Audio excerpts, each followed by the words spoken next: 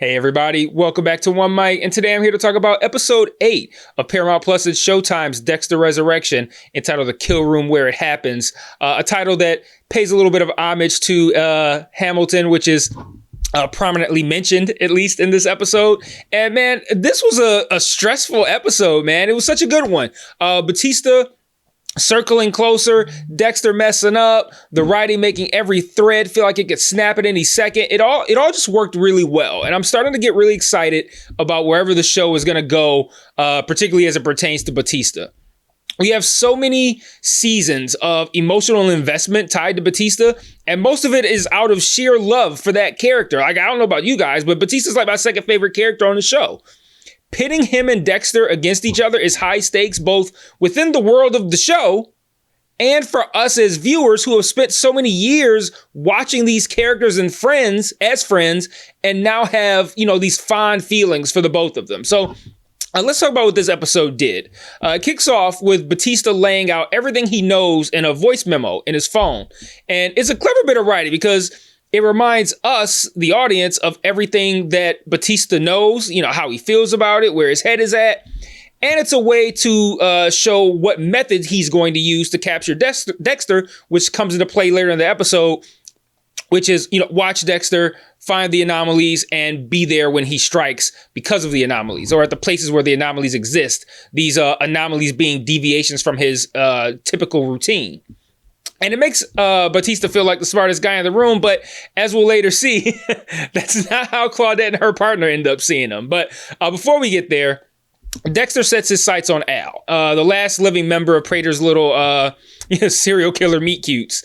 And he even arranges a nice little pasta date after Al's viewing of Hamilton, which, side note, Cajun pasta and a Broadway show, sounds like a pretty good night before murder. But the way all this plays out with Dexter really pushing to meet up and Al changing the plan without telling him.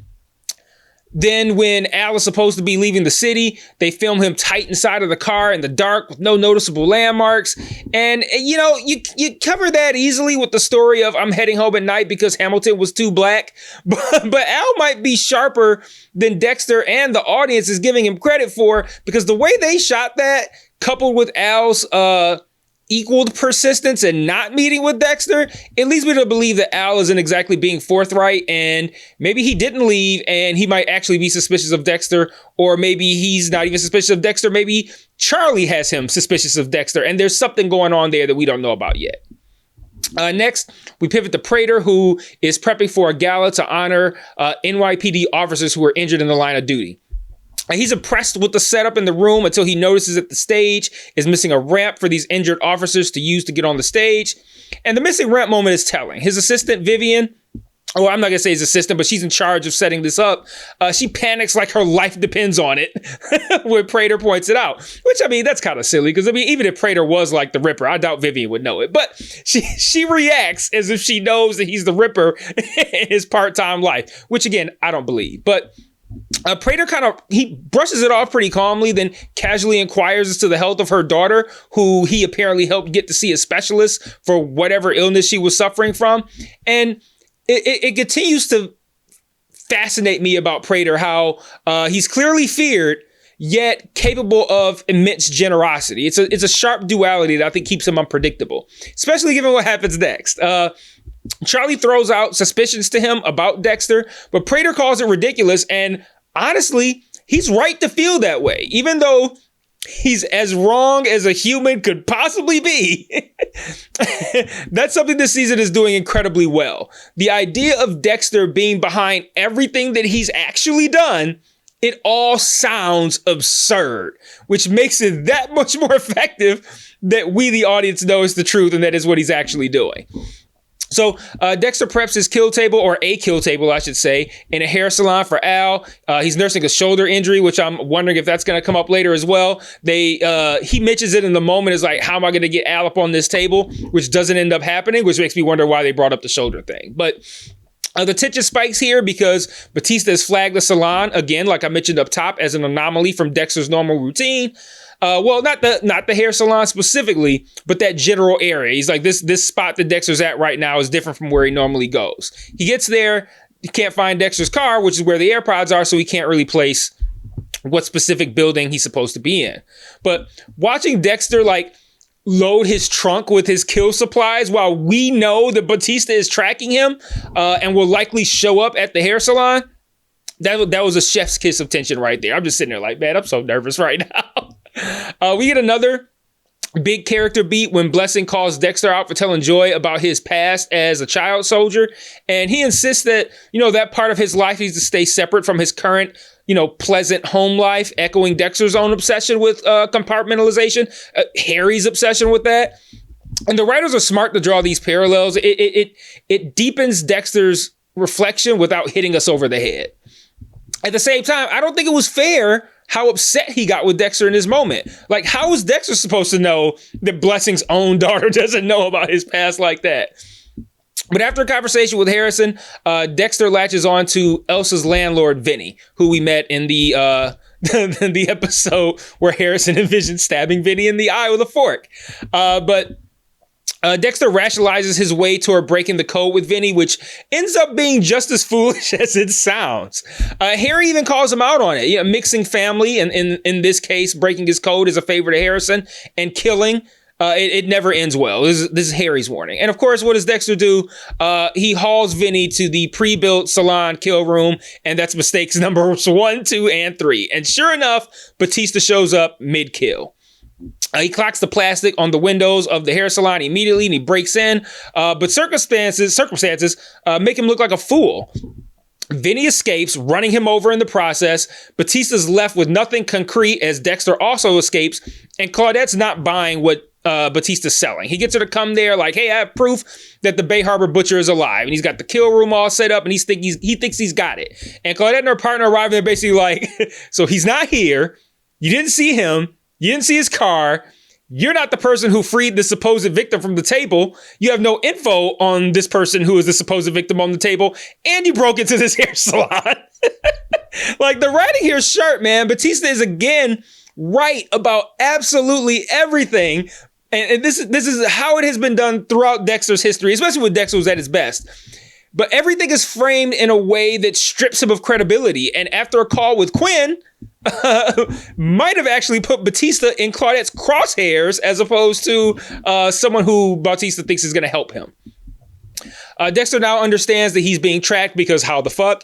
And he searches his car and he eventually finds the AirPods, which I like how he found them. He found them by putting himself in Batista's seat, literally. Let me sit here and pretend I'm Batista. What could I have done from this spot? Although I will say, him destroying the iPods rather than using them to turn the tables on Batista kind of feels like an error in judgment to me. Like, Batista doesn't know that you found the AirPods. I feel like he could have used that to his advantage. But moving back to Harrison, he's worked up the nerve to ask Gigi out, and they bond over a nice meal of intercourse. After Harrison encourages her to continue to chase her dreams despite nerve damage in her arm.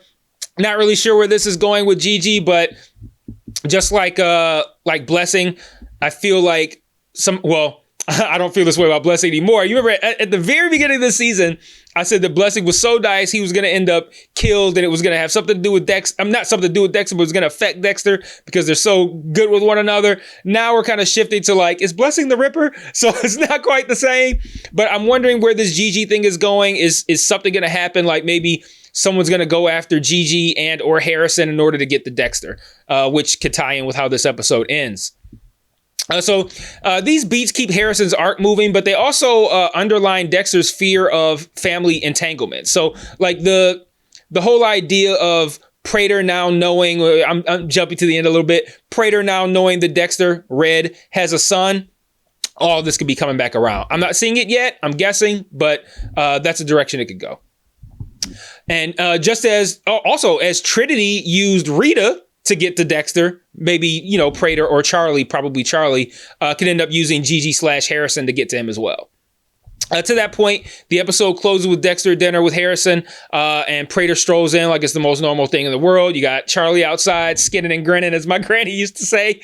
And now Prater knows that Red has a son. And it's the perfect button on an episode that's really felt like all walls were closing in from all directions on Dexter. So overall, really strong episode. The tension of Batista nearly catching Dexter was top tier. The writing did an excellent job balancing plausibility with suspense. And the parallels with Blessing, I think, kept the character work sharp.